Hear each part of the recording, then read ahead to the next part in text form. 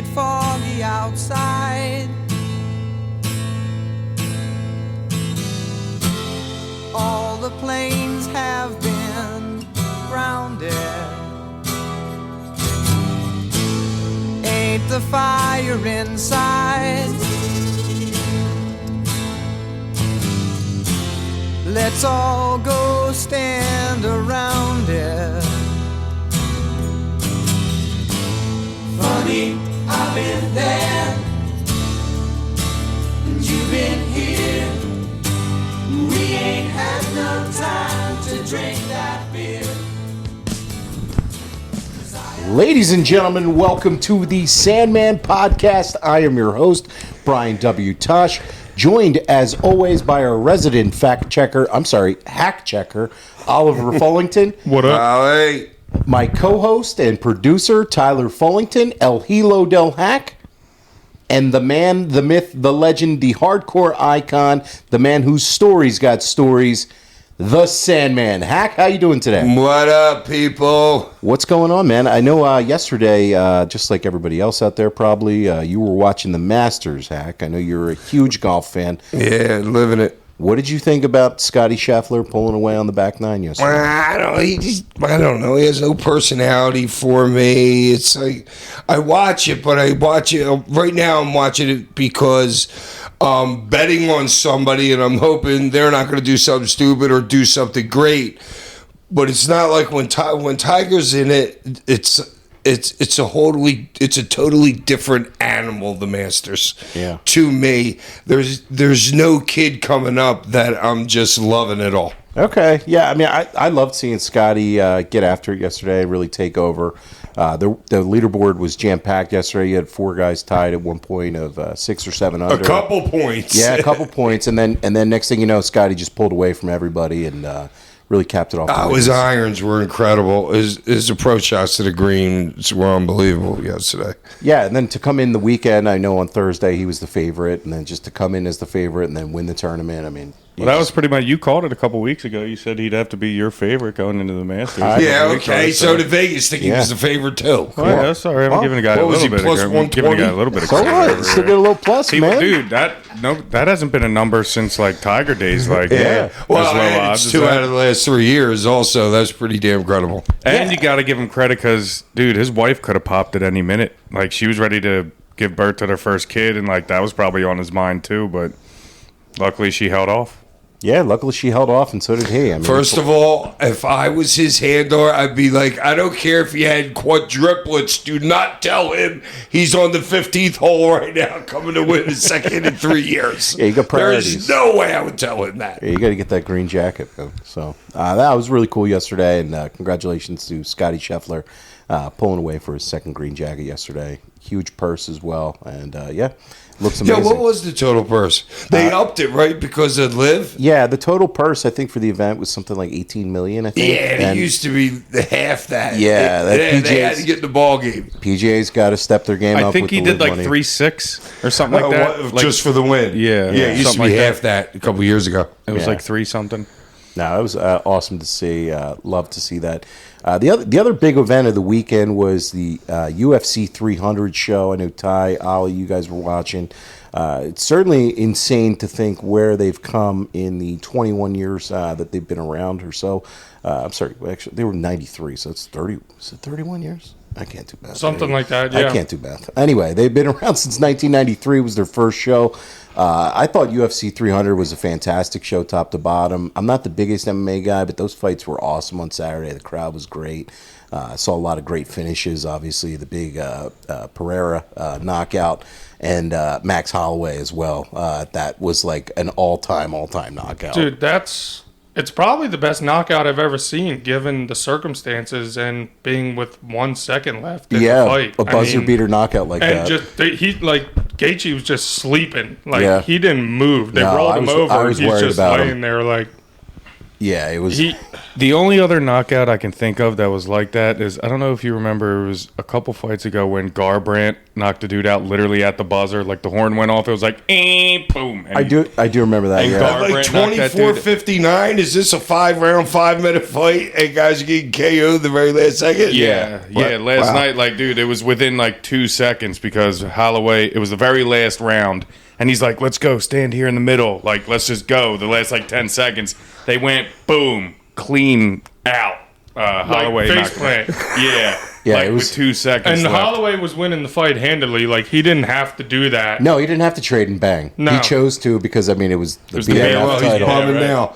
Hey, who won the 300 G's for the fight of the? Max Holloway got double. It was fight of the night and knockout of the night. He got 600 G's. For Yeah. the last second knockout. Yeah. Wow, and the win. Yeah, Yep. and the win. And the belt. He took the belt from the other guy, too. So all that in Wow, one. he's still partying right now. Still not enough money. Pay up, Dana. Pay these guys. These Literally. guys need more True money. that. These guys True need more that. money. How much that company's worth compared to what they're paying the guys is ridiculous. Yeah, but I did want to ask you, Hack, about kind of like the infancy of MMA. Like, what did the boys in the business think about mixed martial arts when it first started, and kind of just Nobody even really talks about it. you guys It's not never really been a big conversation in the Really? locker room to me at all. Okay. No, like when it first, even when it Well- first started, or like when it first came out. You got to understand when it first started. All right, Ollie, get ready for your first hack check. Okay, right. now, but like, well, one did Royce Gracie win, and two did the other Gracie Yeah. win, and the Gracies were winning, and it wasn't really, it didn't really look great. It wasn't really entertaining the way they won. But all the early matches were because you'd have a 400-pound Japanese sumo wrestler against a Muay Thai fighter that's 190 pounds and stuff like that. You know Yeah, what I they- mean? So it was interesting in the carnival act of it early. Okay, yeah, because Absolutely. like the early stages of it, they didn't have any like weight classes. It wasn't the guys really just had like one discipline of fighting. Nowadays, when guys are out there, everybody has all the different disciplines of fighting. They're almost like too balanced and too much the same. You used to see like a lot of the cool like, oh, this guy is he's going to trade and versus a wrestler, or this guy. Yeah, the Brazilian cockfighter. They used to have crazy names for these different kind of fighters. From this guy. You're like, what? You need to have it all to reach the top in MMA. You have to. UFC. You have to have it all. Yeah, you can't have any holes I mean, in your you game. can only do so much as a great wrestler or a great striker, because once you come across one who's great at the other or great at everything, Yeah, you're going to done. be in trouble. Yeah, you're But gonna I be also done. think coaches are like super important to those guys more than like I can't use a professional wrestler, and it's hard to say. Like a football player, his coach, like your offensive line coach, is going to say this. It's all like schemes. But a fighting coach is going to tell you this guy's got his hand exactly here on your body. He's going to shoot for this if you do this. You know what I'm saying? Yeah. So I think those guys are a lot more important. But I don't like the fact that none of them had made up their own language. Because if I'm a coach and you're a coach and Oliver and Ty are fighting, I can hear exactly what you're yelling him to do. I'd rather have some covert words that would mean something so you don't know I'm trying to get him to shoot the half or whatever. Okay. Yeah, but there's so many different languages spoken in the UFC that half of the time it doesn't matter. If I'm fighting a dude, my coaches will be trained to know what certain words are. Okay. They yeah. don't you think? Yeah, you want some signals. You want Yeah. Yeah, here comes the guy with the pig Latin corner. Right, yeah. Wrestlers got the same language. Yeah, kayfabe and stuff. So, Hack, so you said you didn't really think of it much, but I don't know how long it was into the UFC or after that Shamrock was making the jump. And, I mean, I don't know what your thought on was that. Shamrock was the man. Right. Yeah, Shamrock was the first rock star. All right, Royce Gracie had won 3 titles or whatever, but Shamrock was the rock star. Yeah. And I loved it. All right, another hack check. When ECW first went up to WWE at the Manhattan Center, when Sabu jumped off the raw letters. those letters, I'm pretty sure that would have been 96 or so, right around the same time that what's his name's jumping off in the MMA. Shamrock. Shamrock was already established in MMA by that point. Yeah. I went up to him to put him over. He's like, Sandman, you're my favorite wrestler ever. Wow. Yeah, it was. I was shocked. Okay. Utterly shocked. Yeah, Shamrock has a very interesting story. If you guys haven't, definitely check out the Jonathan Snowden book on Ken Shamrock. It's a really great book. And he actually was trained in pro wrestling first prior to getting involved in MMA. Right, yeah. A lot of people don't realize that. And some of the Japanese fights. Well, he was had doing like shoot fighting in Japan or something, He right? was, and a lot of them were work shoots like in Pancreas, and some of them were actually shoots, and some of them were works.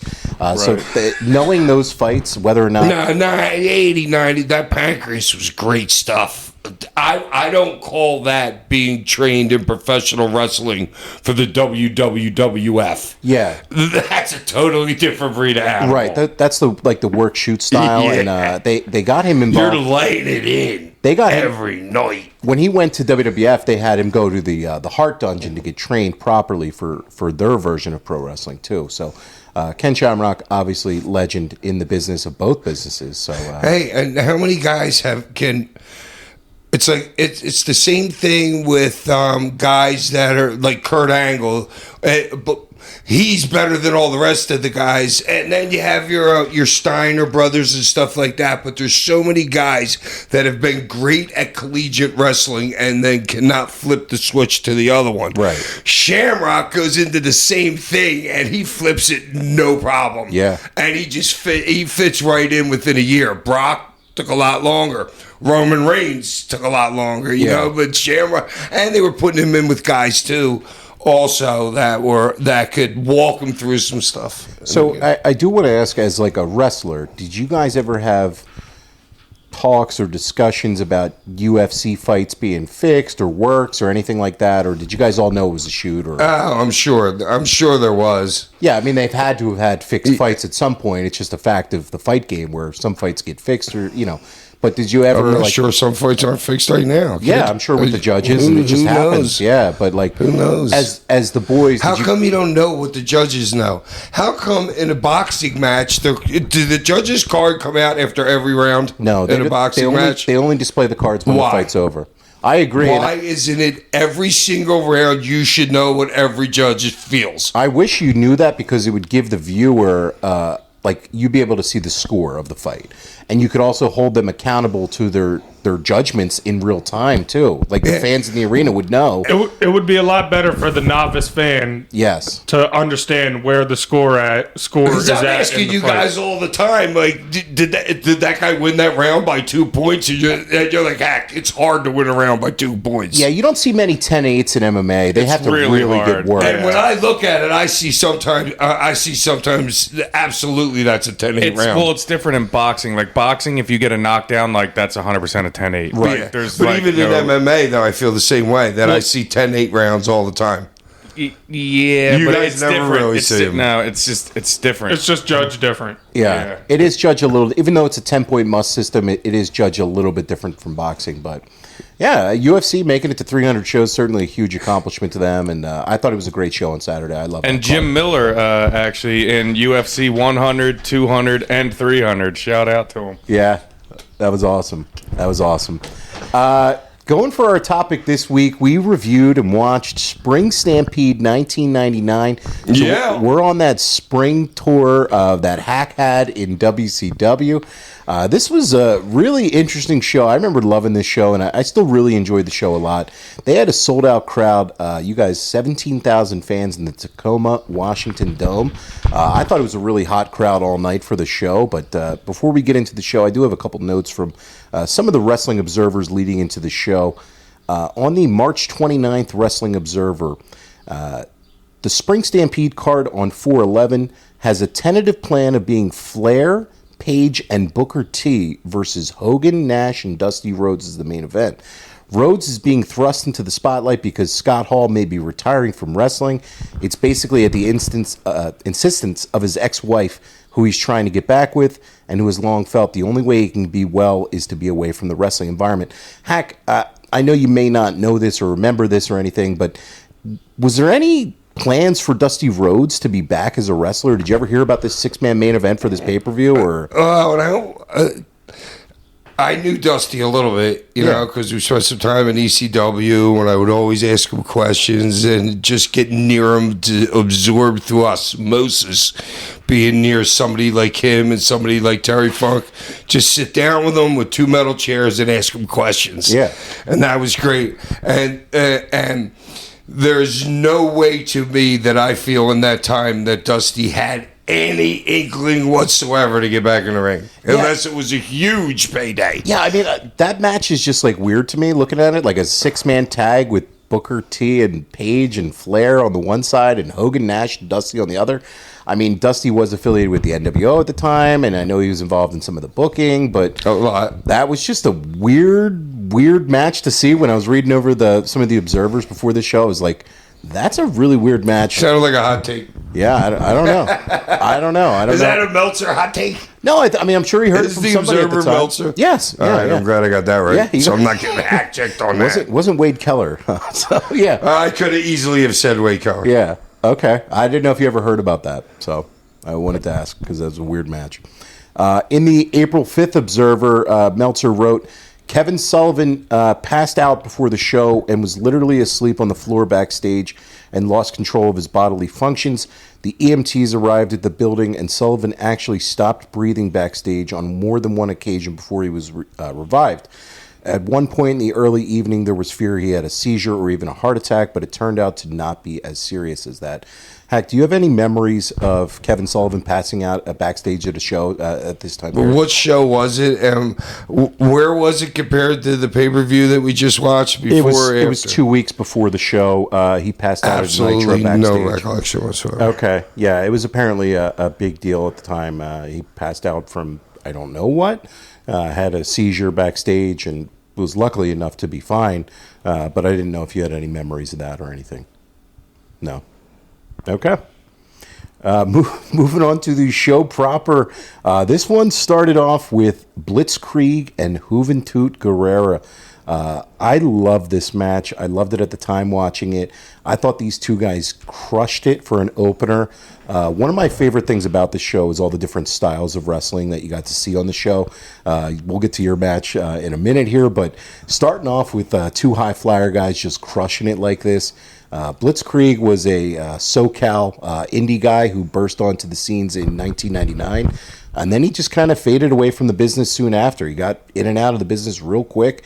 He was super talented, but yeah, I mean, I thought these two had just about the best possible opener. Everything was super crisp besides like one botch, I think, on the top rope. But yeah, I love this match. I don't know what you guys, what did you think of it, Hack? Great match. Yeah. Unbelievably great match. Yeah. You got two. I don't even know much about Blitzkrieg, but I know Hoovy. Yeah. And Hoovy was on back then. He was on. I mean, it was like probably the prime of his career. God, I would say that like 98, 99 time span for him. And these two guys certainly just crushed it and delivered. I love this match. I thought, everything, like I said, was super crisp. Hoovy crushed him with a suicide dive that a lot of times when you see dives today, they look like they're just like a trust fall dive. But Hoovy really hit him like a missile on that dive. Well, I'm glad you brought that up, especially when guys are flipping in the WWE right now. It's who knows. And I think a lot of the guys that are there for the catching are for who, for what. Am I going to get hurt to do this to lose my spot? I don't care if he bumps. Maybe he's going to get hurt and I take his spot. Wow. Because in the that might have been Monday Night Raw last week. The pay-per-view. There was a lot in the Andrade match and Ray and his son. There was a lot of missed catches in that match, like 4 or 5 of them. Okay, so walk the audience a little bit. When you're working with the guy that's doing a dive, yeah, as you're the person that's responsible for catching them, what are you looking for when the guy does I'm trying to get my if they're doing a flip, I'm trying to get his ass to land on my left shoulder. Okay. So, and then we come down together. That gives him a breaking point, and I want him to stand on his feet. Even if I'm having Hoovy do that, I'm like, boom, hit me in the shoulder, kid, and land on your feet. I'll spin up, turn around, hit me with something else. But if they're coming forward on you, then you want to kind of like take it like a cross body. Okay. So you can help them a lot. But there's so many people aren't doing the proper catching, and I'm glad you brought it up. Yeah, no, I mean, it's just something that you see sometimes with the dives, and I really loved some of the dives in this match. Like I said, Hoovy just like, you could tell he was trying to hurt him with a dive instead of some of these like trust fall dives that you see out there. Yeah, I think the best thing about the match was you got all the high spots that you see in today's match, but nothing was rushed. Yeah. They let everything breathe, and it was all just feeling the crowd, Hoovy working the crowd. That's a great point, because I've seen that same match down in Mexico, and there's probably 25% more spots.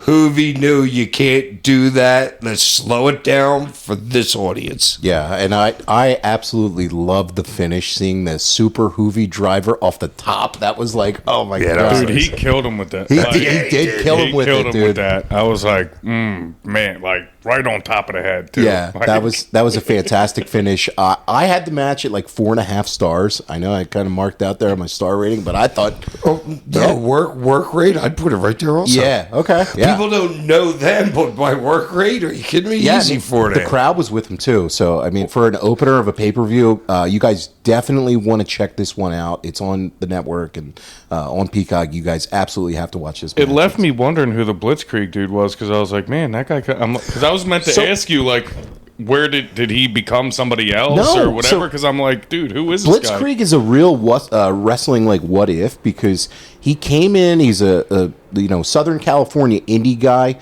He was working a lot of independent shows at the time. He came up with Super Dragon, obviously of Pro Wrestling Guerrilla fame, and just kind of landed in WCW. They signed him. His work there was tremendous, and he just kind of got out of the business. That's strange. Is there another Blitzkrieg that was a bald guy or something that I'm trying to think of? But don't ring a bell to anybody? No, Okay. it doesn't ring a bell to me. So Yeah. maybe if any listeners out there know of another Blitzkrieg in wrestling, definitely let us know. But obviously, in 1999... Now, if you three don't know, I'm wrong again.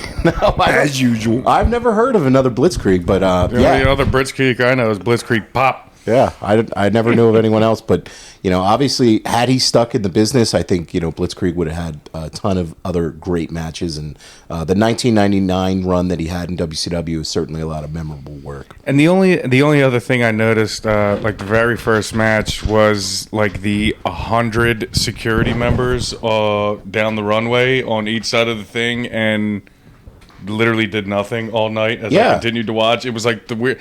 I don't remember if they did that for like every pay-per-view, but there was like 20 security guards on like each side of the runway. It was excessive. It was I don't know who would win in a match between them and Atlas Security, but I'll take Atlas Security. Yeah, it was just like it was just like super strange to me that they had like all the security down the runway for I don't know whatever reason, but maybe for Papa Pump during his match. We'll get there. Next up on the show, this was the Hack and Bam Bam Bigelow match. What a match this was. So leading up before this match, on the Nitro before Chastity and Hack, you guys came out and cost Bammer the match against Buff Bagwell. And you guys have been feuding leading up to this. You guys obviously had the match that we went over on episode 2 at Uncensored with Raven, the three-way. So you come out with Chastity. You were holding a table covered in barbed wire. And then Bam Bam comes out with a cart full of plunder. And the match starts right in the aisle. Hack, what did you think of your performance in this match and just everything about it? Because I was blown away. I thought it was, really, really awesome work. And like I said earlier, one of my favorite things about this card is all the different styles of wrestling. So you come out following that high-flying opener, and then you give them something completely different with the plunder match. What did you think about your work rewatching this match? Quick thing I want to say first about the fire extinguisher. In the Buff Bagwell match right there, that was the only time I ever screwed up with a fire extinguisher, because they started making these new ones. So that I wasn't used to. They used to have CO2 fire extinguishers, but the one I used that night was a chemical one, and the chemical one sucks the air out of the arena. And you see Buff's going up to do his finish. He gets down and starts choking on the side. Bigelow's sitting in the corner choking like that. I'm like 20 yards down the aisle. I'm like, So they were not worked coughs. They were legitimately. Dude, it was my mistake because I didn't know that there was It such was attempted things as murder. these. Really. And I had used them so many times before. Before that, I had used the fire extinguisher in like 30 matches. Okay, so let me ask you this too, a little behind the scenes stuff here. When you're doing like a plunder match like this, are you guys just literally like picking up things backstage? Is somebody like a handler or a producer like putting things in a cart for you? No, or are you just no, like, it's us. Are you just put like, that- I saw a fire extinguisher in that cart hallway? together. Okay. Me and Bigelow went out. I put the table underneath and I slid the table, grabbed the hay, put it on top so nobody could see it.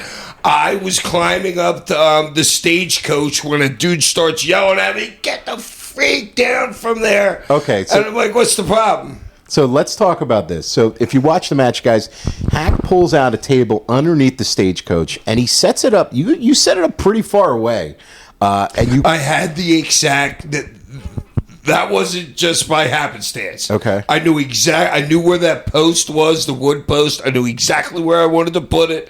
I turned my head back once, moved it about 3-4 inches. Okay, and you set the table up, you put Bam Bam on it, and you climb up the stagecoach. So I know we mentioned this last week. Talk about the stagecoach and how much this thing was worth. I don't know. It was what the guy starts yelling at me. I'm like, dude, what's the problem? If you got a problem, go ask Eric Bischoff. And the guy's like, this thing's worth like $10 million. And he literally pulled it out of a museum.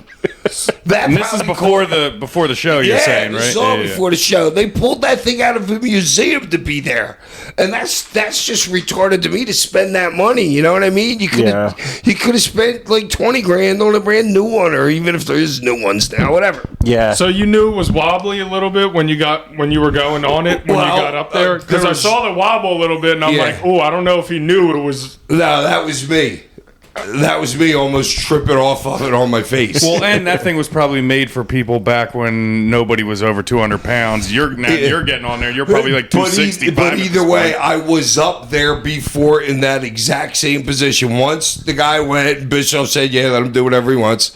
Then I got up there, and that's where I knew to measure it. I marked the spot. I didn't actually put a mark on the floor because there was a wooden post there that gave me a great idea of exactly where I wanted it to be. Okay, yeah. I mean, what's a stagecoach? But there was a lot into that. Just that one spot. We're talking about a half hour. Yeah. You know? I love when you pull the table out and there's just hay covering it. Like, I knew, I'm like that was actually just like hilarious. And I remember you telling me a story about like when you first got to the building, how when you saw, like, you didn't obviously know there was going to be like a wagon there or whatever. You said when you first got to the building, you saw that and said, I'm jumping off that thing.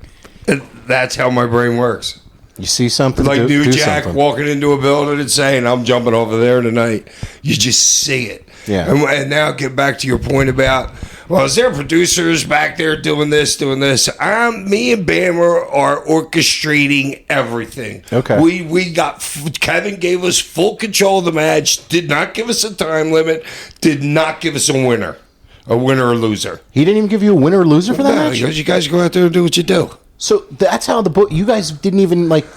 We're special people to Kevin Sullivan, though. You know what I mean? He knows what's supposed to go on, and he knows I can't win that match. So he's going to leave it in our hands, knowing full well that I know I can't win that match. Wow, that's. I'm amazed that they didn't have. Like, I'm more the baby face than Bammer in that match. yeah, no, you You know were. what I'm saying? So Kevin's all right, I've said this story before. Kevin Sullivan was leaving. This might have been 6 months, 8 months before to go to WCW. And he says, listen, Nancy's going to start coming out with you. Kid, promoters will love you. You could lose every night of the week and get over more than the guy that just beat you, whether he's the champion or not.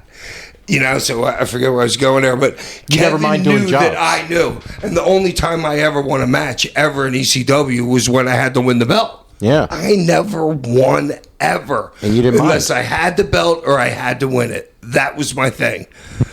Yeah, no, it makes sense, and obviously, look, you're a testament to just character getting you over more than wins anyway. So, yeah, It wasn't about winning or losing. It's how much you beat the other guy up. Yeah. You're in a bar fight right now. I'm not going to go pin you in a bar fight. no, yeah. I mean, so you hit this like really awesome, perfect like senton off the carriage through the table on Bam Bam. The table breaks into like a million pieces, and then Bam Bam just picks it up and starts. I know. I said that. He goes, you just put Bam through this table. He gets up and whacks you with He a just piece. hit you with a piece of the table, and I'm like, this is awesome. I'm loving this match. You guys went back to the ring from there. You took a great head over toes bump into the plunder cart too. Like Before I got into the ring. before you got into the That's ring. standard hack. That's standard. That's a standard Sandman bump, and I was Did like, the same thing near the end and did the ladder when you had the ladder on one side and the guardrail. yeah. I want to ask you too, because this was something Tony was saying. Shivani was saying on the commentary. He was burying some of the trash can shots, saying that they have some give to it, and it makes a great sound. Like, did you think that And was then weird? the next hit, Bobby the Brain goes, "Oh, Tony, you didn't think that hurt?" Yeah. Bobby the Brain was great. That dude is so funny. Yeah. He had 10 like super pops for me. Yeah. Just by different things that he said during the show. So you did also have a great sell of that cookie sheet shot, which is what Bobby was talking about there. I loved your sell of that. I have to ask too about the suplex. So it looks like Bam Bam's going for a suplex on you, and then it looks like you were reversing it. Was that a botch on the suplex or a cover for the botch with the I don't knee cell? remember, but I know that it was a screw up. Okay. I just remember that it was a screw up. But it didn't look bad because I sold my knee, Right. and he sold his gut, Yeah. so we got around it. But there was something else supposed to happen, but I don't remember. Well, and then you immediately go and grab a ladder, so all's forgiven anyways. You know what I'm saying? It's like, And a great bump off the ladder through the table. Oh, dude, that bump you took off the ladder to go through the table that was propped up on the and the outside. table's hanging by an inch on the apron and an inch on the guardrail. I'm like, Chastity, I'm begging you to pull the guardrail a little bit in. That table also broke into a million pieces. Like, I love when tables just like explode. That was a really awesome table bump. Yeah, that was my. If you think about it, what was I doing with Bamber in that position going up there? it was actually hilarious because Bammer's like hanging on the ropes, and you just climbing the ladder for like no apparent reason, and then he's just like, Hey, grabs. send it here. Do this, Bamber. Yeah, I don't know what you were going for there, but hey, it worked. It made a great bump, and you guys get back in the ring. Yeah, and the one thing I can't believe nobody's noticed that the tables were 6 foot. Not one table was 8 foot. Oh, so they were bought smaller. all the wrong size tables. Wow, okay. I didn't mind because if I'm sticking Bamber on a table, I'd rather stick him on a 6 foot than Make him an look 8 foot. bigger. And also he's not going to bust through it just being fat and heavy. You know what I'm saying? Yeah. Which we'll talk about the other guys who did this. Oh, Perry. Will remind me to bring that up during the Perry Saturn Yes. match. Okay. Coming off the top rope. So you end up crotching yourself on the railing going Great for a spot. leg Great drop. sell by me, actually. I love that, and I always love your leg drops. Anytime you get up on the top rope, I'm like, what's going to happen here? I don't know, but it's going to be entertaining, and you crotch yourself there. So the fire extinguisher then it comes into play. It didn't Chastity work. was a hair late. It didn't work for A month for and a half Chastity. late. Bam Bam then used it on her, but he ate a cane shot and a white Russian leg sweep for you to take over. And then you kind of go up, you prop him on the table, you're going for something in the corner, and then he gets Same you. thing as the other spot where I'm just setting it up for him to do it. He hits you with a greetings from Asbury Park through the table. That table also exploded into a million pieces. Because he landed on all of it. He protected took you. care of me. All right, here's It the looked thing. great. It looked like you landed Yeah. right on your head, too. And the On the fire fire extinguisher, extinguisher. but I landed and then bumped off my landing onto the fire extinguisher. But I want people to understand that you can't have a match like that. I can't have that match with Brian Knobs. Brian Knobs would literally kill me in that match. I'd be in a hospital. I'd probably die 3-4 days later from like a liver laceration or something like that. You can't have that match without utter confidence in the other person that you're working with that he's not going to hurt you. Yeah. When I'm up there on the top rope, I have no worries in the world that I'm going to be hurt. Even though Bam at Bam's the a end of nearly it. 400-pound man. I have zero worries because you got to understand, I worked 10 straight weeks with them on opening up their show. Yeah. You know what I mean? When they started all our stuff and the times that I worked with them in ECW. Right. You can't have that match with anybody. Yeah. You have to have that absolute and utter trust when you're hitting people with objects and everything. You just got to be like, hey, bring it, dude. I know you're not going to hurt me. Yeah, no, I thought it was an amazing finish. I mean, And that dude, for being, he would never hurt me. Yeah. Ever. The biggest guy, well, him and the Big Show never hurt me either, but the two biggest guys I ever worked with, Bammer would barely even touch you. Because when he was brought into the business, now you got to remember, when he was doing his stuff with Lawrence Taylor and all the other guys on the show, none of them touched each other in any match ever back in those days. Yeah. You know? nah, Bam Bam So was, that's how he learned. By Bam Bam not was, touching you and making it look great. yeah, absolute legend. His work was always tremendous. I thought your work in this match was great. You guys Oh, went, by the way, no, I am. This might be my best hardcore. If you're going to send up a rocket right now to go past Andromeda, which is the next galaxy, if people don't know, to the next galaxy, and you're going to put a gold tape on there of professional, like it's all things about our language, our culture, and everything. If there's one little bit about hardcore wrestling on there that they're sending out to the universe, that would be my match. yeah, I mean, look, I know I'm a bit biased here, guys, but I gave this match 4 stars. I thought it was absolutely tremendous. I loved it. I thought it was a great plunder match. You guys only went 11 minutes. None of the time was wasted. It was all action. This definitely is a really, really good match. You guys got to check this one out. If You could haven't. tell because Hack was breathing heavy as hell at the end of it, and he was blown up. I'm like, we got to go home, That man. was a I'm done. quick 11 minutes. Yeah, there was a lot guys done in got that a 11 lot. minutes. Yeah. Hey, and all right, hold on. Let me look at my notes. I haven't even looked at my Yeah, notes take yet. a look Hold here, on. man, if you got anything else here. And one No, the only thing was that did anybody count how many finishes there were in the match? no, Or you guys the didn't do a lot attempts? of near falls. I don't. One. It was one One? cover. Yeah. One. And that was very important to both of us to have just one finish because I didn't want to bring the ref in like where you're doing everything in the world, killing everybody, and the ref coming in false. You know what I mean? Because that's how everybody else would do it. Right. We're doing it straight through, one count. Wow, I love it. Man, I did not notice that, but that's Because nobody ever does that stuff. yeah. Also, one question about the match. Coming out with the table. Has anybody ever came to the ring holding a table? No, that's the reason why I did it. No, but which I hated them coming out with the table after you did it. Two of them carried it, the pussies. I think Well, one was wearing a skirt anyway, so what do you expect? I think the Dudleys would carry a table out every once in a while. Probably Public Enemy as well. I'm pretty sure they did when they Yeah. came out. I'm the first, as I I don't realized. know if I had ever seen it before, and I totally forgot about it. That Yeah. he even Well, I came never out seen with. one guy carried out like that. carried it that out like goes a back champ. to my concrete days. There used to be panels that weighed 100 pounds that were 36 inches by 8 inches, and I used to carry them on the side just like that. Okay. So my idea was give me that. It wasn't even planned. It was backstage, and I'm like, here, give me this. I'm taking it out with me. Yeah.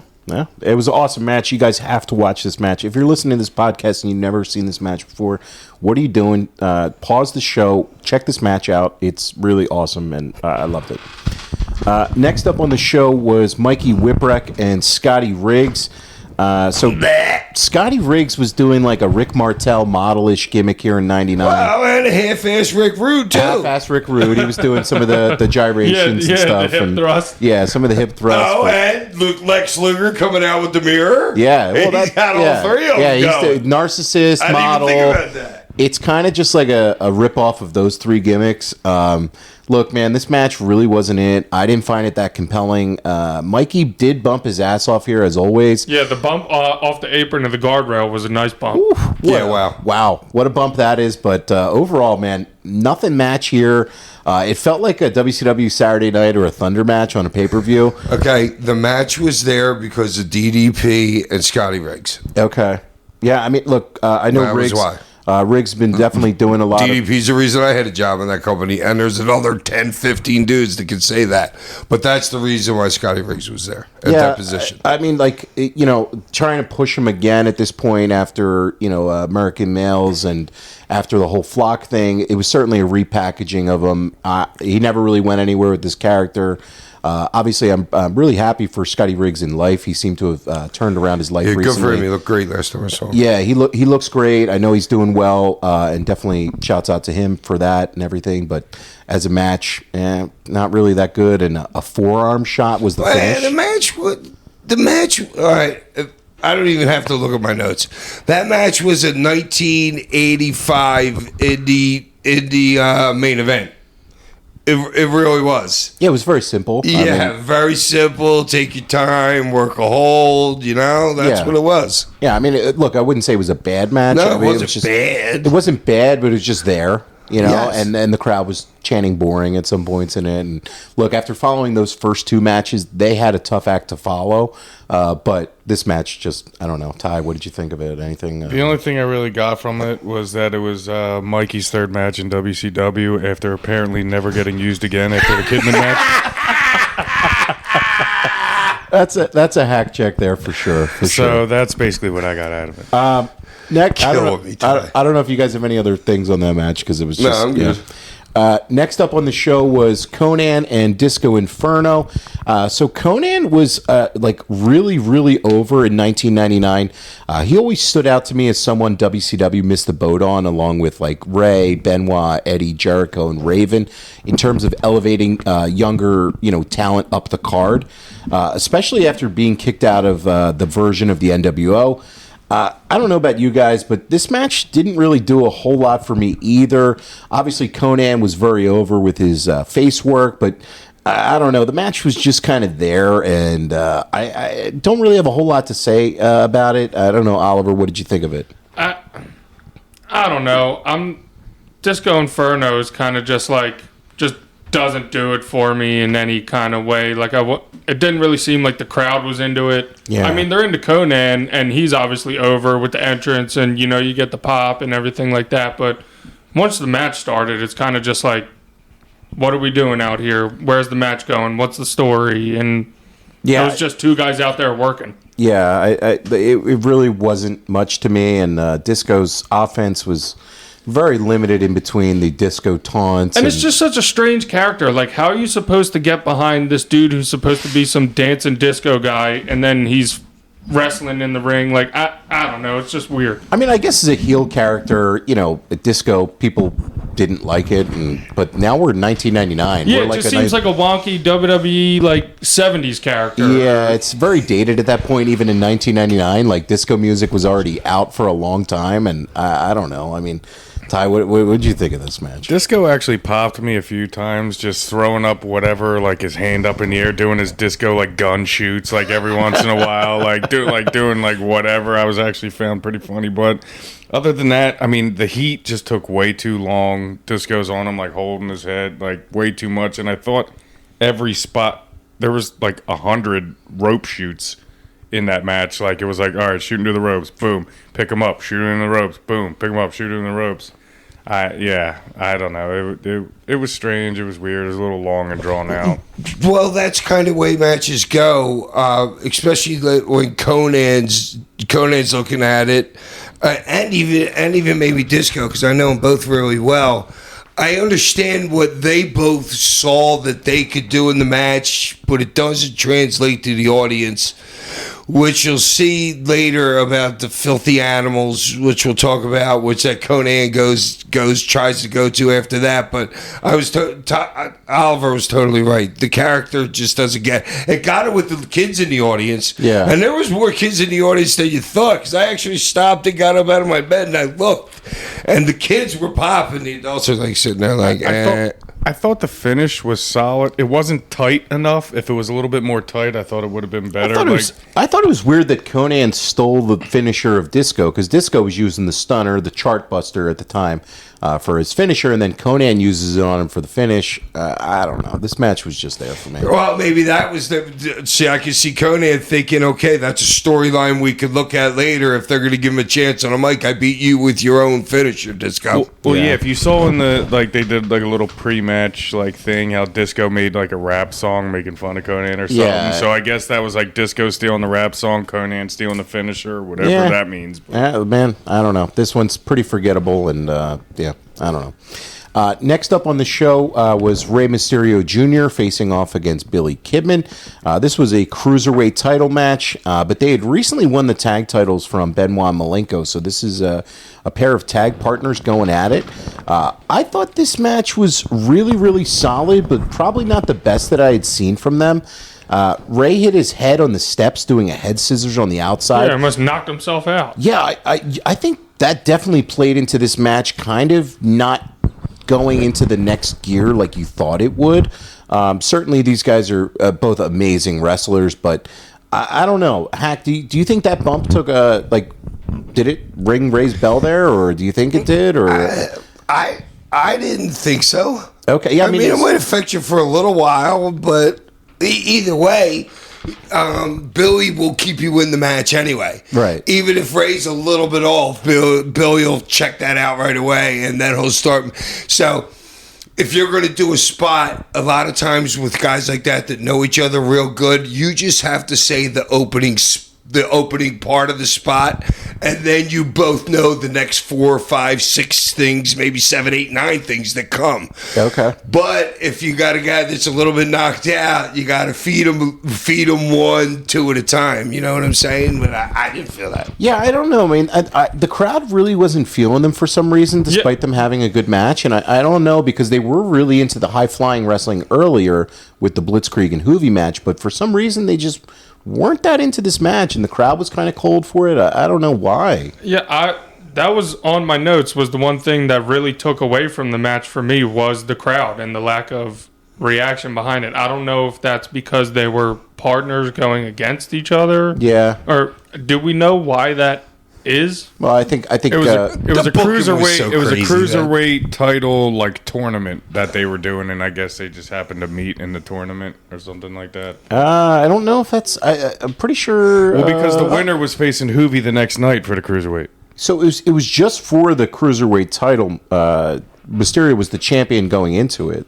Okay, well, because they said Hoovy was gonna. Whoever won the Hoovy Blitzkrieg match was the number one contender. Okay, yeah, maybe that's what it was. Yeah, I don't know. I mean, they went 15 minutes. They did do some cool stuff, but I don't know. I mean, maybe if it didn't follow the previous 2 matches, it would have had a more lively crowd. I don't know if the previous 2 matches killed the crowd.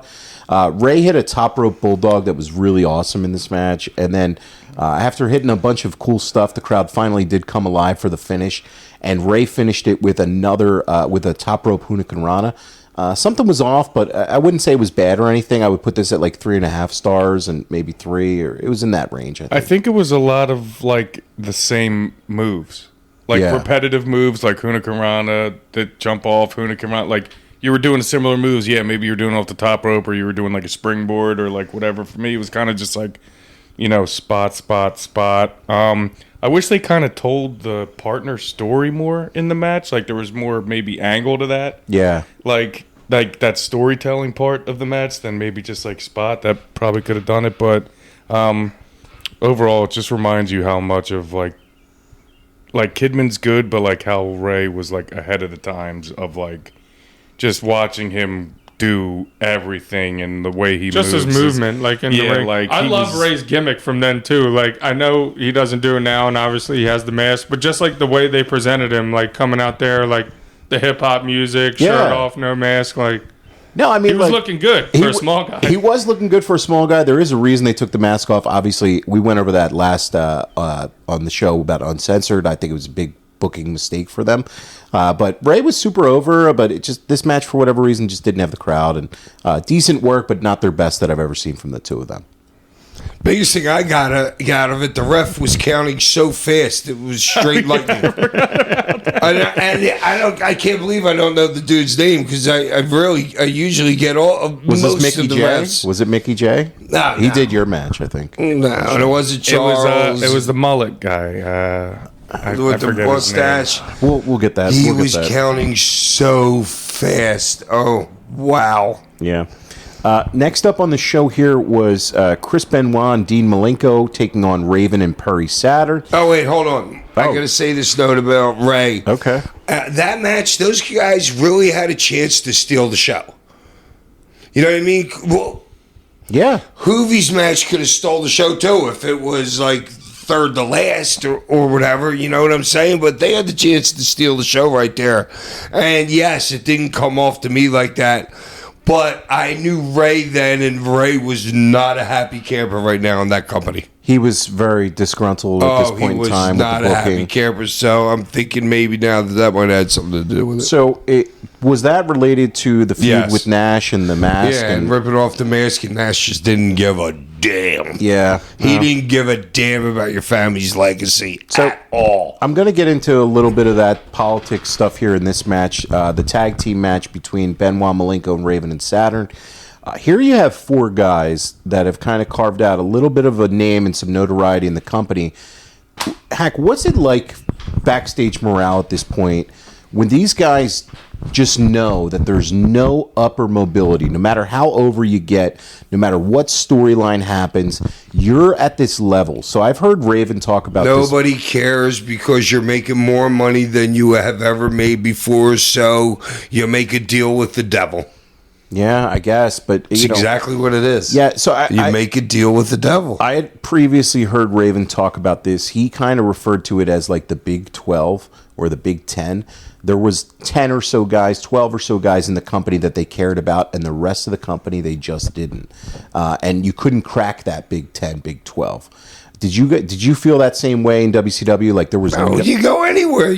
Wait, you're not cracking it. Yeah, you're When I not. went the 3 different times going to Vince and the ECW situations, there is no recollection in my mind of ever thinking that it was going to be anything like great.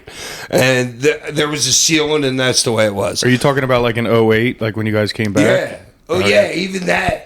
People were like, balls is like, oh, I'm so disappointed. I'm like, are you an idiot, dude? What did you think they were going to do with us? Well, all right. You know what I mean? Yeah, maybe you have a different mentality of where like you know where your ceiling is, right? But a Well, guy. you also never cared about losing either when some guys actually care about going over, so you probably do have a different aspect of Yeah. it. at the same Well, time. yeah. When I'm there, I'm like, I'm in my own head. I'm on my own. I'd never dressed in the locker room ever once. I would be under a stairwell somewhere. You know, like I remember us in Trenton the time I signed those 1,400 cards, and like it's what I hated the dressing room. Yeah, okay. Yeah, I hated Sabu, hated it. Van Dam didn't have a problem, but he was on a different level than us. Yeah. Tommy didn't have a problem because Tommy was Tommy, and I could not dress in the locker room. I would always find a little spot somewhere way off in the corner. Okay. So getting back to the match here, the crowd was really into Raven as a face. I don't know if that was like being Those in guys Seattle. were over huge as babies in that match. I was Yeah. shocked because I don't remember it that way, and I don't remember why the other two were such heels. So do you think part of that was being in Seattle area where grunge music was from, that they were behind Gotta Raven? keep Maybe? them separated. Do you think maybe that was part of it? I mean, I don't know. They were super over. I can't see that now. Yeah. Okay. So yeah, Well, hell, what was Benoit? They were the Four Horsemen, They were so they heels. were getting like really big All right, heat. that makes sense then. Yeah. That makes total sense. Yeah, they were doing heel work. Look, this match, I thought this match was awesome. It really spoke to the depth that they had in this company and what they squandered. You had really awesome work from all four in this match and some really cool spots throughout. I just feel like all these guys could have been pushed higher than what they were. I thought you had some really cool tag moments. Hack, you got some notes here on this match. What stood out for you? The biggest note of all is how pissed. I remember talking to Scotty in the locker room. He's like, well, because I know he's got to work. You know what I mean? He doesn't have all his minions and everything. So I'm like needling him just like he would needle me, you know? I'm like, you got to go out there and work with Benoit on Malenko tonight. And he's just like, hey, he did a great job. Yeah, he did. Hung right with those dudes. He did, and I thought Perry did a great job in this match as well. What the hell was Perry wearing? So he's rocking the a greatest dress. spot of the match was when he was on the top rope, put his skirt over what's his That name's head, and did yeah, that actually popped punches. me. Yeah, that was cool. That was my spot of the match. That was cool. I really Yeah, his enjoyed. table bump was horrible. Yeah, totally. What was because that? they didn't break it? Yeah. Here we go. This is why you have to have your shit together before you go out there. You cannot go out there and grab a table that you put a 225-pound guy on. You jump from, let's say, 11 feet in the air, maybe get to an elevation of 2-3 feet higher than that. Land your full weight on him, and the table doesn't break. That's their fault. I'm pretty if I'm not mistaken, I'm pretty sure the table broke. I think you might be talking about No, I'm talking about Perry off the top rope. Yeah, I think that was like they did the same spot like the week before, and he thudded it when he had like the jeans and the boosty Yes. on. Yes. You're right, Ty. Yes. Yeah. Well, yeah, but why would you give it a table that made so? But that wasn't in that match. That was on a replay they were showing from the week before. That's a screw up to me. Yeah, I did. I always get a pop out of seeing the drop toe hold on the chair. I love that Raven spot. Oh, the whole building knew it too. You do. As soon as he put it down, they just all were right there with him. I mean, it's one of his like 5 moves. You know it's coming in a match. And I know it's weird watching Raven as a babyface. Yeah, it is. It is weird, but Benoit took a headbutt off the top rope into the chair. That was an insane finish. I thought the match was great, but I mean, some of the Benoit stuff when you watch it over, I don't know, Hack, how it is for you when you watch the performances, trying to take into account everything that happened and transpired. Obviously, when you see a guy take a bump like that, when I'm watching his performance, it has not. Whatever happened in the world right with him has no effect on the way I look at him because I knew him before that. Okay. Now, if I never knew him and I was watching the spots, maybe then I would have a what's the word? Like a preconceived notion, something like that. Nah, but I knew the guy, and he was a great guy. Yeah, no, and that's what most wrestlers say. Like Ty used to hang out with his son.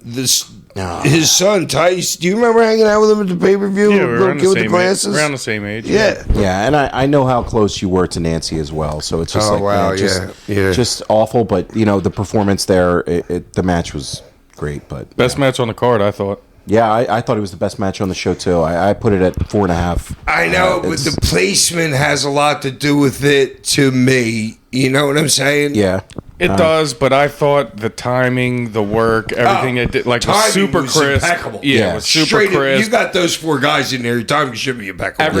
Everything made sense. Like it all flowed super well. Like, Absolutely. Yeah. Good point, Ty. next up on the show, this was the finals of a U.S. title tournament. This was Scott Steiner versus Booker T. Big Papa Pump is absolutely unhinged at this point. He's doing that Memphis stalling heel work, crowd work, and just wow. Unhinged. He looks like a Greek god. Yeah, I mean, no, but I'm saying he looks crazy, unhinged, crazy. Like he's yelling at the fans and I mean, Yeah, don't even bring that up. The second time he took a powder when he got into the ring, he jumped the guardrail, went to a fan. The fan's like, "You're a pussy. I don't care about you." So I gotta ask you. He did. He had a lot of run-ins with the law, run-ins backstage. At this point, you're in the company. At this point, was Scott somebody that you were like apprehensive about approaching, or did you ever have any like stories about him backstage or anything like that? Or? It was crazy that they were so separated from everybody else. Okay. All those guys. So you're saying top guys were not You near have to you, or- understand yeah. because you're in big buildings all the time. There's locker rooms here. There's the huge locker room for whatever team is there, and and an away locker room. You know what I mean? But there's always other kind of caverns that those guys would just be cordoned off to, and you didn't see them a lot. Okay, so you didn't even really have much And catering interactions. there wasn't like catering was at WWE, where everybody would meet. Not that way. Yeah, I thought he was doing a lot of like stalling work in the match. I thought this was an okay match, kind of plotting at points. A lot of heel work by Big Papa Pump.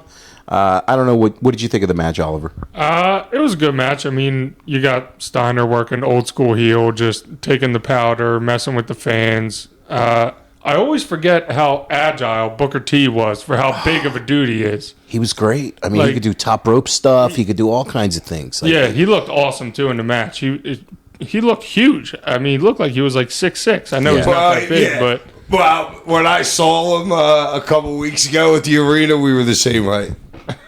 wow, a little lifter guy, maybe. Yeah, huh? everybody was wearing them then. Everybody. Okay. Remember I told you about Test? Yeah. Test was like 2 inches taller than me when he was going out to the ring. Yeah, no, you're airing all all those were. lifter guys out as always. Yeah, I thought it was pretty solid.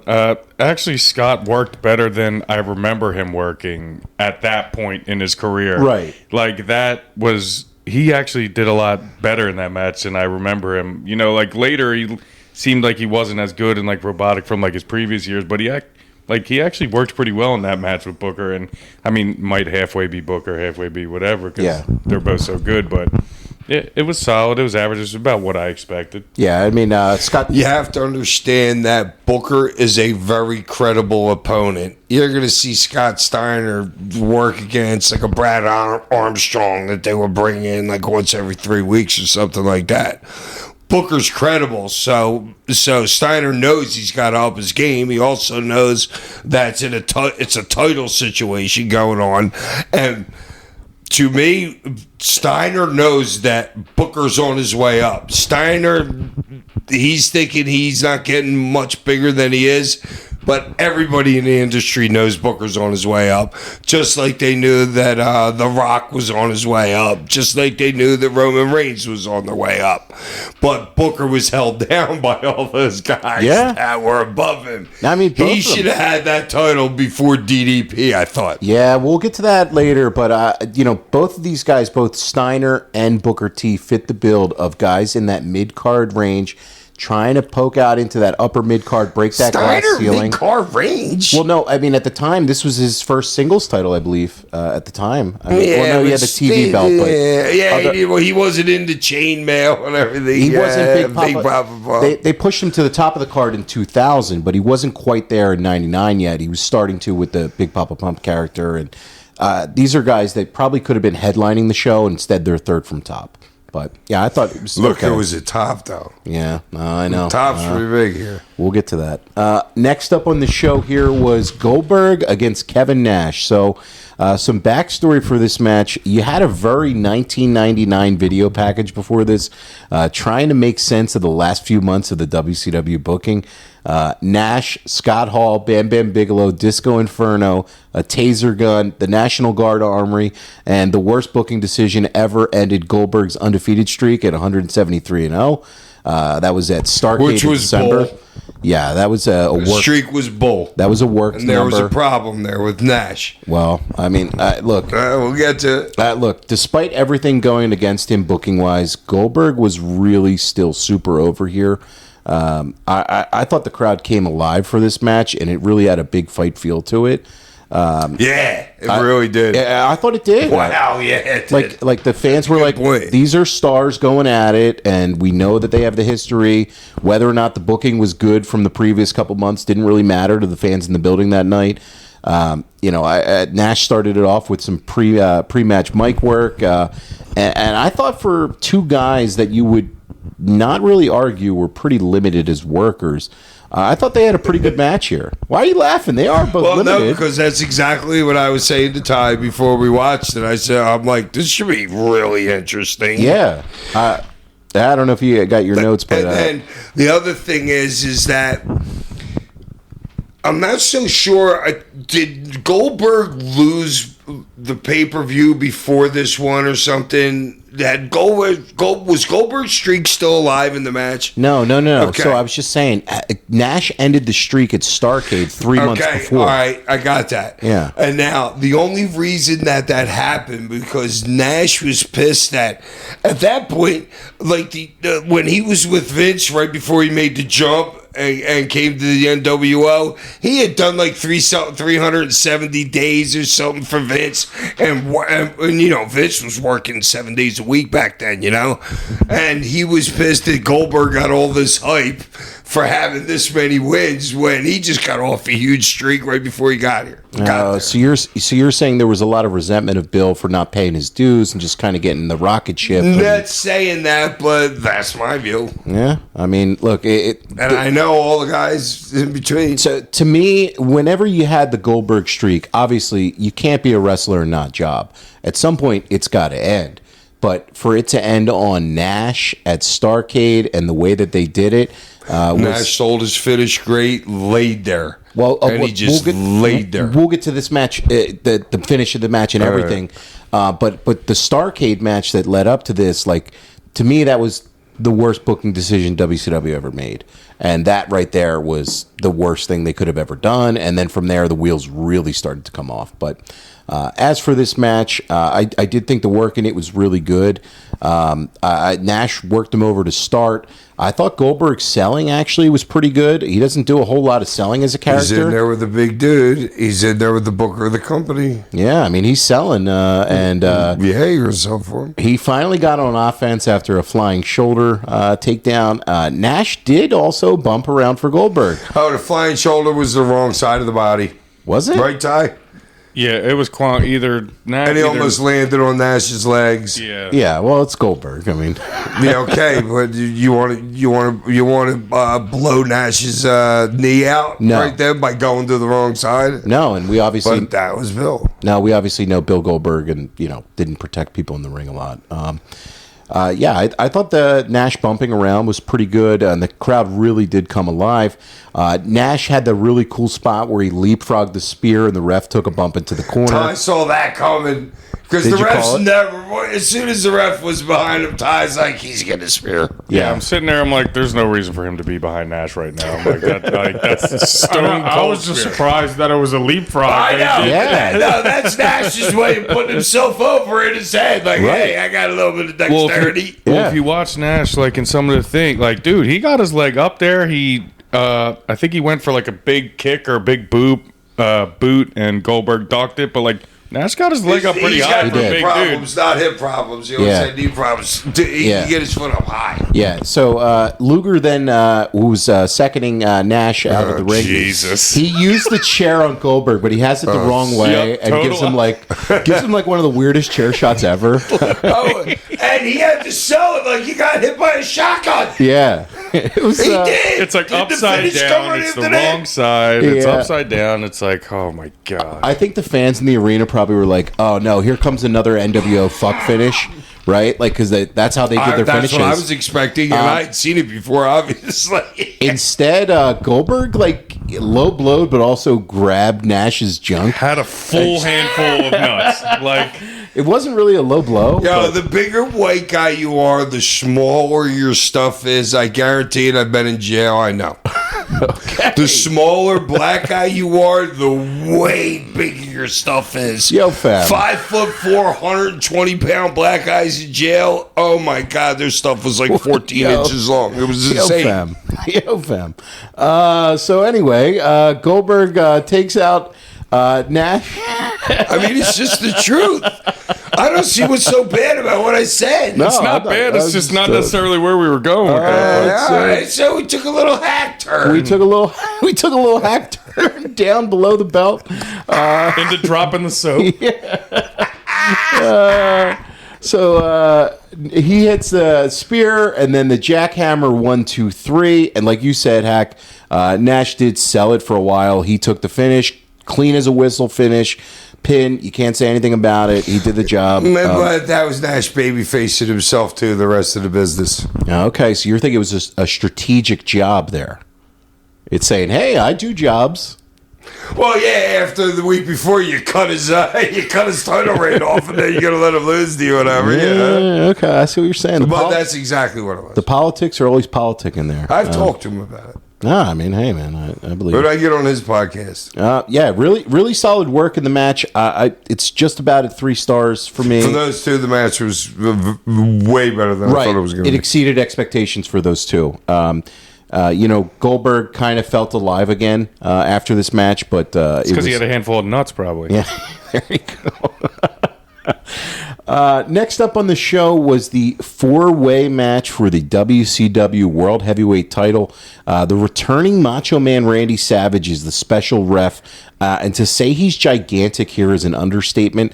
This is the biggest you'll ever see him. Words don't do it justice how big he is. I mean, he is just... He's making a comeback here after being away for a while in 98 and the start of 99. Hack, any memories of Macho Man coming back into the company in WCW at this point, or any interactions with him, or was he just not in your orbit? Never saw those guys ever. They were just didn't. They were at the cool kids table over in the Yep. locker room. Okay, all right. Hogan and Flair did a double turn, as we discussed on the Uncensored 99 show, and DDP is a bit of a tweener himself. So the heel face structure is kind of all off on this match. The only one that's a straight up babyface is Sting. Got a huge reaction coming out. I just got to say, too, guys, shouts out to Gorgeous George.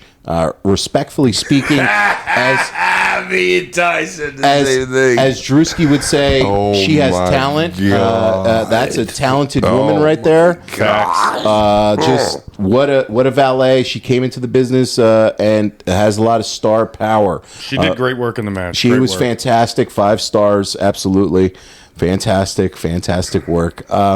Flair is still the president of WCW at this point, and Hogan, I did put down in my notes, he looks like he fell asleep in the tanning bed. This is like the darkest I've ever seen Hogan. He looks like he was asleep in the match. Yeah. The first half of the match was a straight cluster. So let's It was horrible. Guys running into guys, all kinds of crazy, stupid stuff. Yeah, the dichotomy of this match was all off, but the star power in the ring does get it to another level. Straight star power. Straight star power. So Sting and DDP start in the ring while Flair and Hogan are brawling on the outside. Well, you got to put people that can work inside the ring. Hogan's moving around at this point like his knees are dust. I mean, he really does not have it at this point as a worker. I'm like, dude, this is not good, like you were saying. Punch. Eye rake. Oh, dude, the eye rakes were so ridiculous. Yeah. Eye rake. 2 seconds. Flair will eye rake you and then give you a reversal and put you up on top. Yeah, so- I'm like, wow. Wow. Yeah. Wow. Steve Corino, wow there. Yeah, it's always Steve Corino. Wow. I don't know another wow. So Hogan can barely get his leg. I know we're saying Nash got his leg way up for the big boot. Hogan can barely get his up for the big boot here. And then Page misses with this weird swinging neck breaker thing and awkwardly tosses Flair over the top rope. Hogan. Oh, that hard, stiff one to get him all the way over. So the whole first couple minutes of this match were all off for me. And then cluster, like you were saying. Hogan and then DDP go around the ringside, and Hogan literally helps DDP apply the ring, the figure 4 around the ring post. How does he catch every? That is so crazy. That's like the 10th time you said something that's really specific. Because I know what I'm talking about. That we notice him holding his left foot with his right hand. What is he doing there, man? I mean, like, well, you can't do the hole without that. Yeah, you can't do the hole without it. It's like that all the time. Yeah, I've seen Bret Hart do it a bunch, and I don't know if he was ever reaching for guys. At the start of it, it happens like that, but you need a little bit of help when you're going down because you're torquing the guy's legs. Okay. Maybe Hogan, he doesn't want his legs torqued so much. You know what I mean? It was real goofy. I didn't like it at all. Did you notice what happened after that spot? The Sting spot? No, after he was doing the figure 4 into the post, and then Flair goes up to Hogan, tries to pick him up and like do a spot with him, and Hogan yanks away. And then Flair goes to grab him again, and Hogan yanks away again. I'm like, what's going on here? And then I realized the trainer's coming out, and like Flair probably forgot that the trainer was coming out, and he's like, "Yo, dude, I'm sitting. I'm He powdering wants here." to do another spot with Hogan, but Hogan's like, we're set up to go. Okay, Yeah, so like this is me. This maybe that was part of his selling of the work shoot thing they did. 'cause- whatever it was, but like no. Flair tries to get him, and Hogan's like, "Dude, no, like I'm supposed to stand here." Like, Yeah, Hogan was selling the leg, and he looks so old and leathery here. Bischoff, I didn't feel that way. Bischoff sells it by coming out on the ramp, and he's like, "Oh no, are you okay?" Wait, And it's did a you shoot. see he did like a double take? He's like, should I go? Shouldn't I go? It looked Should I like he go? woke up like from a nap and forgot the spot and was like, "Wait, am I supposed to be out here?" Yeah, or, what like, the heck was that, man? I was like, "What is this?" This match is off the rails at this point, and then Then it started to get way better. it starts to get way better. So it now essentially becomes a three-way dance, and it improves a lot without the Hulkster. Some really cool stuff, including a really dangerous-looking tombstone by DDP on Sting. I kind of was like, "Yo, man, what's going on here with this one?" But the crowd really wanted Sting here, so the decision to go with DDP is kind of even more confusing. And Macho's not really doing a whole lot as the ref in this match. He's kind of staying out of it. He's doing some What did you posing. expect, though? No, I know, but he he- counted. He did. So, You know, eventually, very, very slow. so he drags. His count compared to the count in the Ray match Speedy Gonzalez ref. would be is twice. Yeah. Twice the amount of time. So the finish of the match, Macho drags Flair, who has Sting in a figure four, into position. And, They got me. and he delivers a huge elbow on Flair. So when Macho came back, I don't know if his hips or his knees were bad, but he really starts to drop like shoot elbows on people. If you go back and watch this 99 run, he drops all his weight right that on was him. stiff. That was a stiff shoot elbow drop, brother. So then DDP hits Flair with a diamond cutter, and he became the world heavyweight champion for the first time. The crowd kind of went mild. I wouldn't say they exploded or anything. DDP celebrates with the belt. They were shocked, but they got back into it after that. It Yeah. was more like a, oh. Yeah, DDP was the only guy in the Okay. match that had never yet won the world title. But Correct.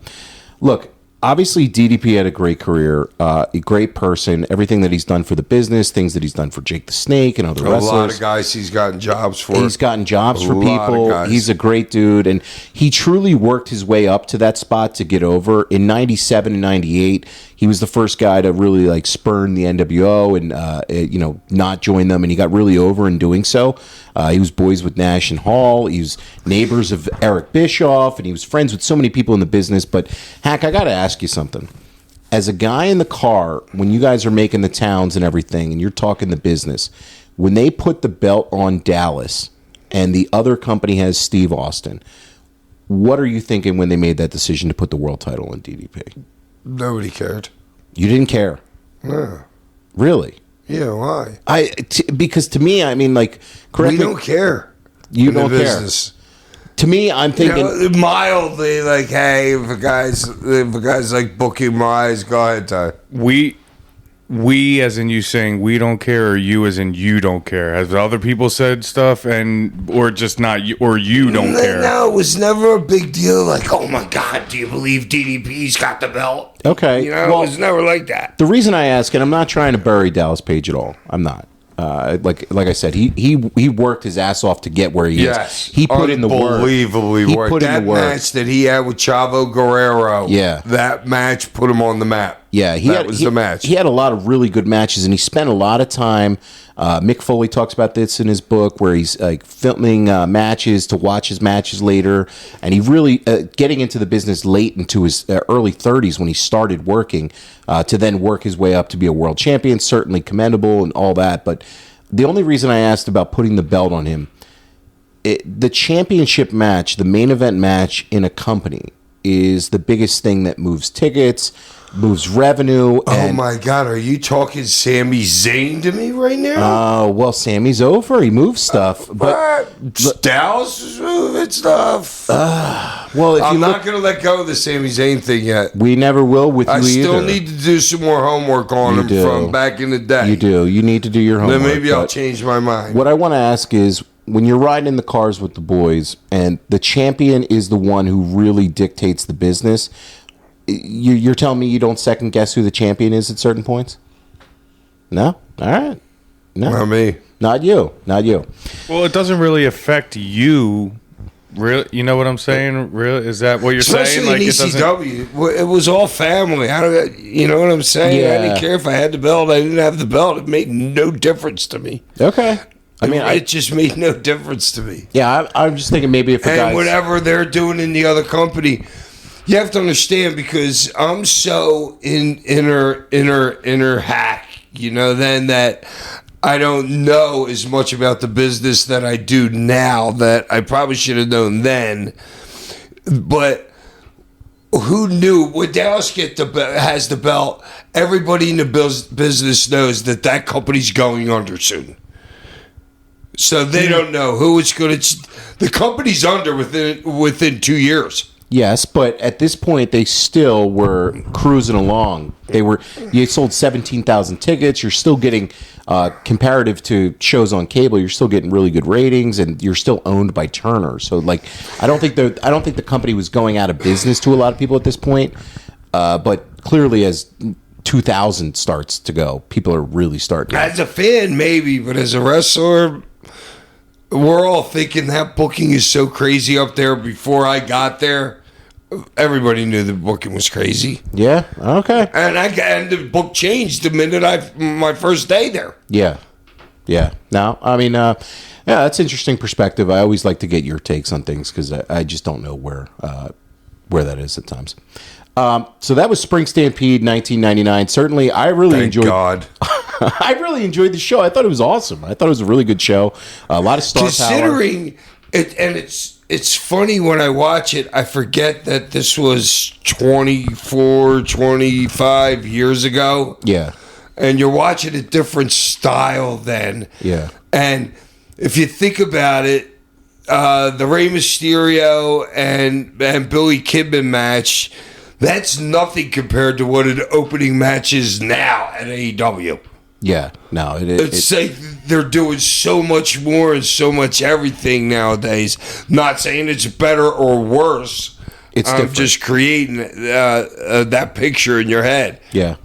No, They're much more like the Hoovy match in the beginning now. Swat, swat, swat, swat, swat, swat, swat. yeah. No, I really enjoyed the show. Certainly, if you guys haven't, definitely check it out because it's a really enjoyable card. And the Hack Bam Bam match definitely is super awesome. Yeah, I was God. Yeah. Well, always Just saying.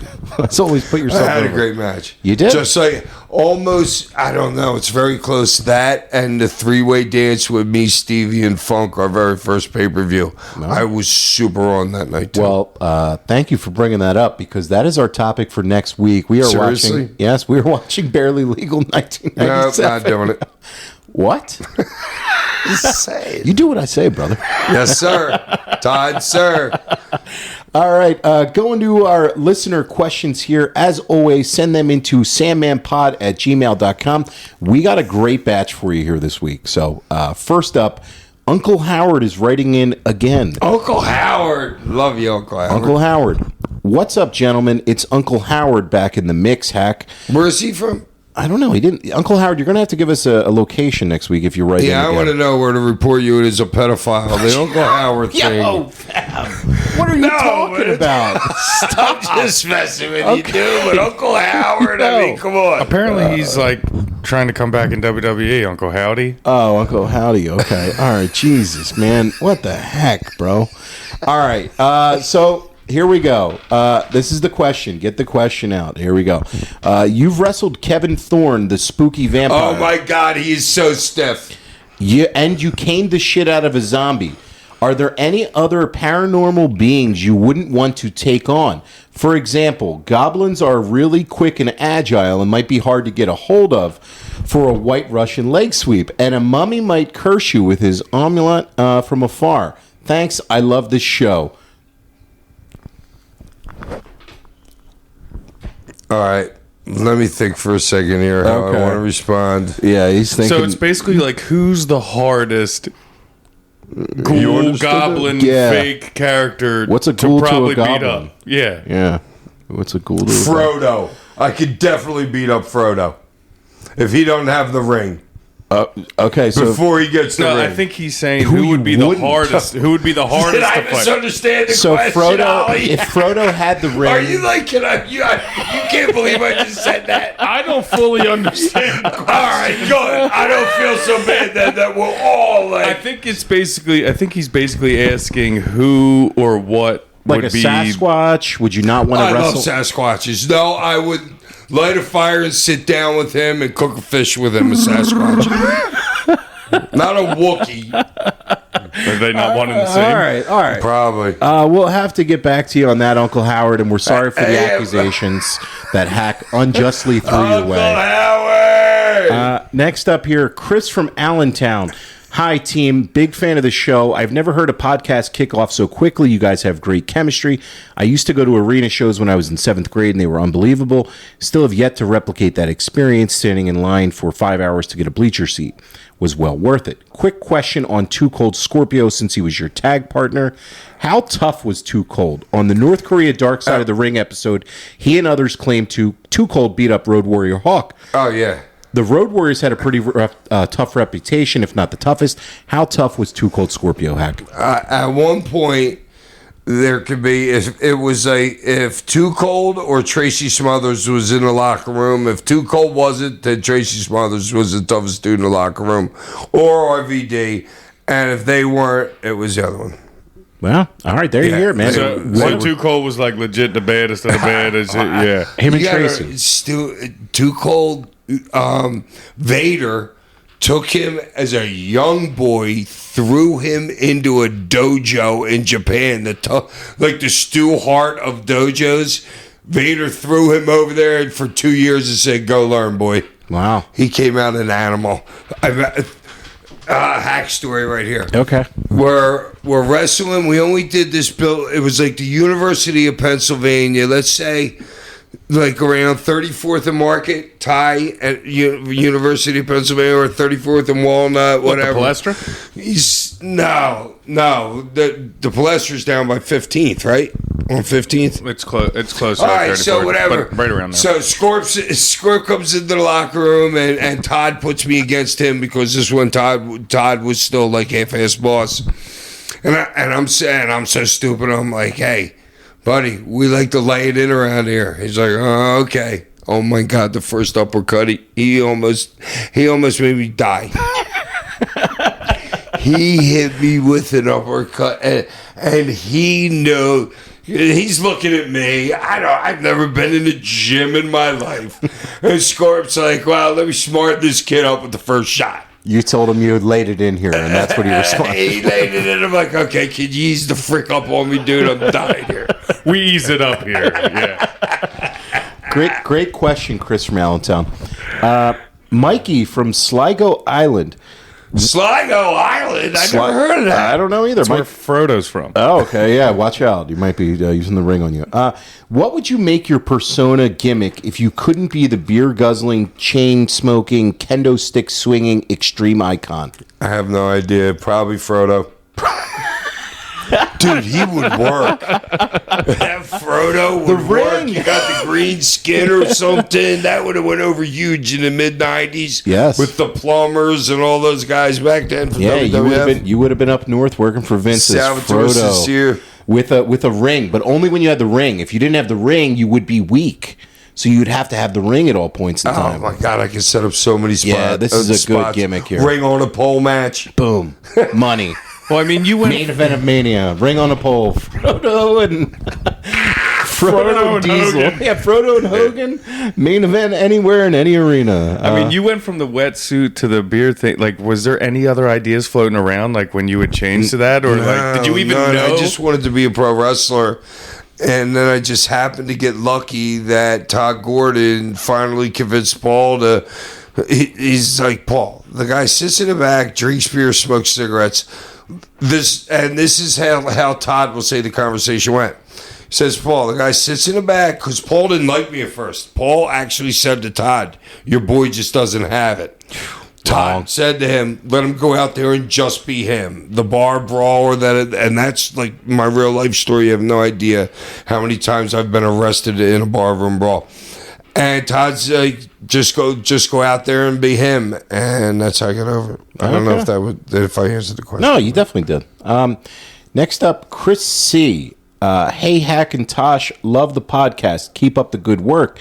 I remember watching Francine and Beulah back when I was 11 years old, and I think they kicked off puberty for me. My question for Hack is... Almost me too, kid. Wasn't just you, buddy. Both my sons here. Franny, you got them all. My question for Hack is, who was the better hang, Francine or Beulah? But back in the day, I never hung with any of them because we were in different circles. Back in the locker room, you don't get to know that much about them.